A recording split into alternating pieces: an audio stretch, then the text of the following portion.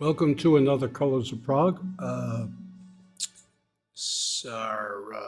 Trying to do different things within the format, trying to cover progressive rock, progressive music from all around the world is what I do, reviewing it, talking about shows, talking about CDs, recent and in the past, from a variety of bands from all over. Um, trying different things. This time, some not so often discussed or heard bands. So, right out of the gate, we have Iona. So, Iona Live, Heaven's Bright Sun is the one I want to talk about right now. It's from 1997. So, Iona is a very interesting band. Dave Bainbridge and his acoustic and electric guitars and keyboards and Joanne Hogg's vocals shine here, as well as the bass playing of Paul Barker and Terry Bryant's drumming. And there's a variety of musical instruments, including penny whistles and ukulele and pipes, performed by others. The band was formed in 1989, and this live release contains material primarily from Beyond These Shores from 1993 and Journey into the Morn, 1995. It's quite listenable. And according to lore, the band's interest, it's an odd genre of progressive folk or folk progressive. The band was interested pretty much in early Christianity, and there's some touches of interest in pagan religion. And those influences create the music and sound of this band, Iona. And if you're interested in Clannad or Enya, or as well as Genesis, and yes, because instrumentally you do hear time signatures that are very familiar to listeners of Genesis and yes, in terms of the drumming, the rhythm. Most people know Dave Bainbridge. He's an amazing guitar player. He's played with the Straubs. He's currently in Life Signs. He's played with a lot of other bands. He's been in Iona for a while, and he has quite a few other solo works that he also does. I quite like Iona Live. There's another few releases I have of theirs that I also enjoy. So Iona is something I recommend. So next, Franco Battiato, Pollution.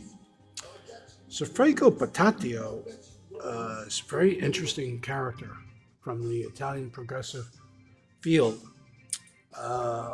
This is from 1972, by the way. Not this actual CD, but the original release on vinyl. Now, the very talented and very interesting Franco Battiato began his musical career performing and releasing love songs and romantic pop songs. And what I found interesting is that in 1971, he started releasing experimental, near progressive like recordings. Fetus is one of them. And of course, we have Pollution, which is another. He's one of Italy's outlier artists in regards to unconventional sounds that wound up appealing to a particular audience. Battiato's Pollution sounds like a concept album, but is it really? Despite the cover photo, there's looks like a screw embedded in the dirt through a lemon, which is trying to say something about ecology. question mark. Uh, any outlier artists who are truly experimental release an album, sometimes you could hear that it sounds like they're losing interest in the songs as they're playing them or recording them. Um, but it makes it all the more interesting, I think. Um, Composed by him chiefly on a VCS3 synthesizer, and then he's had help in the studio assembling this with other musicians, assembling these albums. It seems like he's reinventing the songs as he's tinkering with them. So they're very interesting. They're full of stuff. Um, the additional artists were on guitars, keyboards, bass, and percussion. But it's a strange record for those used to more of the Genesis Tull-inspired Italian progressive sounds of the early 1970s, because the bands of the early 1970s like Banco, PFM, so many, were influenced by those three bands. And believe it or not, their earliest releases. And so, in a way, this isn't. It's a huge runner for post-punk music. Music concrete. Bands like the Swans, Throbbing Gristle, you can hear the early evolution of that here in Battiato's Pollution and in his Fetus album. He would later change musical gears, change musical genres, eventually becoming hugely popular in Italy as a recording artist of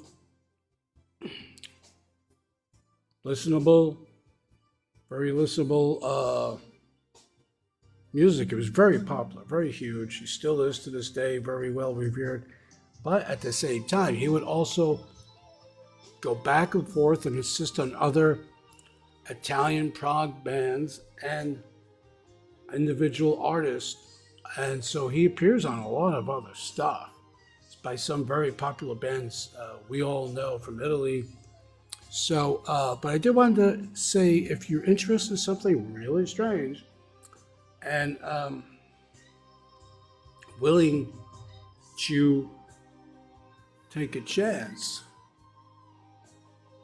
apologies for the glare. Yeah, that's the back cover. Franco Battiato's Pollution.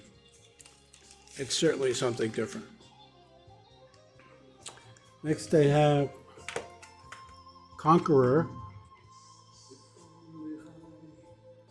74 Giorni, 74 days. So one of the more recent bands I have been discussing of late. Formed in 1994 in Sicily, they're led by a female vocalist, Simona Ragano, who also plays keyboards. Their first three albums I've heard are interesting and skirt symphonic prog with a more updated sound. 2019's In Orbita is their most recent album. So 71 Days is this album, and it translates to something of journalistic importance. It is based on a real-life event when a whale crashed a small ship while traveling around the Antarctic in 1978. Two Italian journalists were adrift on a life raft. This happened in 1978. And they were adrift on the life raft for 74 days, hence the title, 74 Days. And they were eventually rescued, but one died shortly after being rescued. So this is the band's interpretation of their story, reinterpretation. This gorgeous flute and saxophone playing by then member Sabrina Ragano. It's almost like a suite. There's 13 tracks. None of them are really much longer than 6 minutes. There's one that's 10 minutes, of course, it's Prog. But I really like this album by Conqueror, 74 Days, 74 Giorni. I highly recommend it. If you're looking for something interesting and relaxing and a different kind of like more mellow sound, I would go for that. I wouldn't go for this. Area. This album's called Event 76. They're very frustrating. This one definitely falls into my personal category of I really don't know what to make of it. This is an Italian band. Well, Iona was from the UK. Battiato is Italian, and Conqueror is Italian, so is Area. I have one more that's German coming up. So anyway, Area, it's a very original sound. It's infuriating to listen to musically, and it's definitely avant-garde. Progressive for sure, but is it rock related? I'm not sure. Somebody else has to make that decision. They were formed in 1972 by ex-Rebelli singer Dimitrios Stratos, ex-Khalifi guitar player Paolo Tafani, and Patrick Jeeves, later who moved on to PFM. Dimitrios Stratos' voice is extraordinary, capable of moving into several different octaves within one song. The guy can really sing, but it becomes jarring and at the same time distracting when you're all over the scales within one song. It's not even opera anymore. It's just weird. And Stratus' Greek heritage informed the sounds with also a Middle Eastern slant. So musically, the early years of Area had an interesting musical sound too. So imagine his crazy voice, which you could probably check on YouTube, some Area stuff. There's also live videos.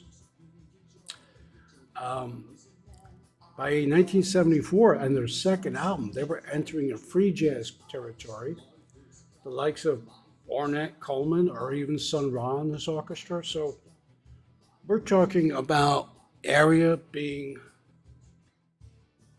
I'm talking about Area being one of the most weirdly musical bands out there in the early 70s, beloved and disliked at the same time.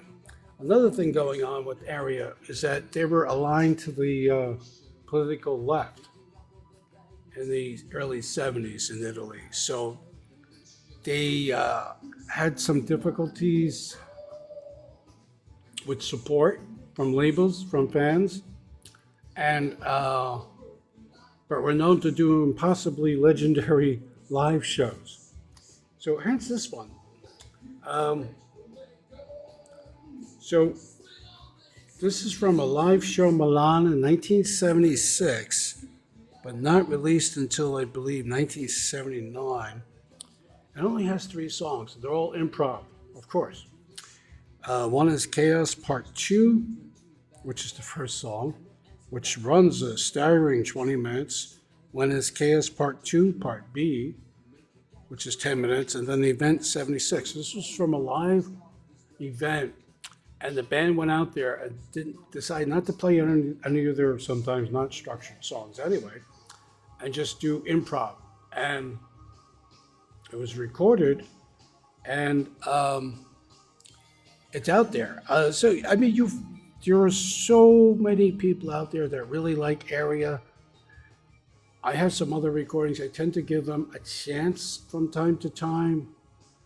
And it's funny that Dimitrios Stratos has appeared on other recordings by other bands and other artists as a guest, or sometimes a band who has multiple singers, he would appear on a song or two guesting. So sometimes he sounds better in a more structured environment. He passed away, and there was a huge, he was very ill, and there was a huge festival in Italy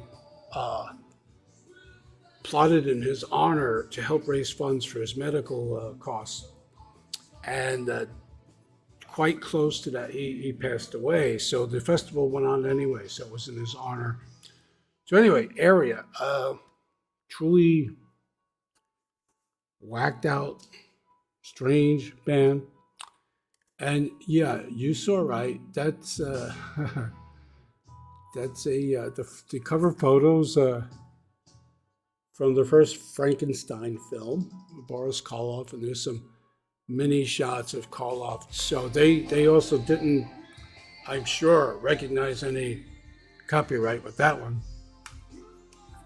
But I will not tell you to shy away from Area. I'm just saying be prepared. And to go on YouTube, or if you already have those releases and have not listened to them, go back and revisit them, and you'll find them a very. It's funny. I was sometimes reminded of Diamanda Gallis, and like the Diamanda Gallis, listen to Demetrius Stratos, and take some of his sounds and music and influence. And was that an influence on her avant-garde vocals? Along those lines, and I'm quite sorry to bring more heavy stuff, we have Grobschnitt. Yeah. This is the Groveschmidt Story 1 from 1994. Pretty cool. This was a 2 CD set, which actually pretty horrific, isn't it? Came out with a nice gatefold, 2 CDs. There's a booklet in German and in English, the story of the band, and actually explaining a little bit about this album. So actually is not a greatest hits or what have you, and I'll get to that in a moment. Grobschnitt were formed in Germany in 1970. They're a very interesting band and often mix symphonic prog. This is true. Think, yes, instrumentally. They were hypnotic, psychedelic, synth-based in a lot of their material. And they also dabbled in percussive timings with that. So the earliest Tangerine Dream with the faster moving songs, and maybe Amandul too. And sometimes they also pulled out twin guitars and sounding very much like early 70s American rock. Leonard Skinner or Wishbone Ash, not American, but you get the idea. And their live shows reportedly chaotic, with some of the performers actually riding motorcycles onto the stage and incorporating the sound of the revving motorcycles into the songs. Okay. Other times the band's dressed in dark hood, robes, and cloaks, and had fairly ominous stage backdrops, so they were kind of put across some kind of dark satanic or pagan thing. But I think it actually just was a whimsical, let's do this. In later years, they also had Star Wars inspired stormtrooper-like costumes. So Grobschnitt, hugely popular, but nearly impossible to peg, because they just put on these live shows in person that were just rambunctiously chaotic, and you never knew what to expect. So I guess at one point that's really popular. That's really attractive to annoyances following a band for many decades. But on the other hand, it's like, but what are they doing? And musically, they did change a lot. Ballerman from 74, Jumbo in 75 are considered their best and probably most symphonic prog-like albums. What's on here is a combination of some unreleased studio, snippets of live material, and snippets of interviews in German language. And they did 2 or 3 of these. They were a large band. I'm not even going to go into it. They had like 2 guitar players, a bass player, 2 keyboard players, a drummer. Pretty much almost your standard prog lineup. Um, if they kept to one kind of thing, they probably wouldn't have lasted as long as they did. And I believe they broke up sometime in 1989 officially, but reformed many times thereafter. So, Grobschnitt, one of those bands, I'm not quite sure. I love them, I like them, or it goes on that other pile, which is to be dealt with later. Much like Area. So anyway, that's our Colors of Prague show. I will be back very soon with some surprise things that are so obscure, very few people know about them. Also, the show after that, I will be discussing some other more UK oriented acts. So next show, more international. Show after that will be more UK progressive rock type material. So anyway, thanks for listening. Enjoy and have a great day.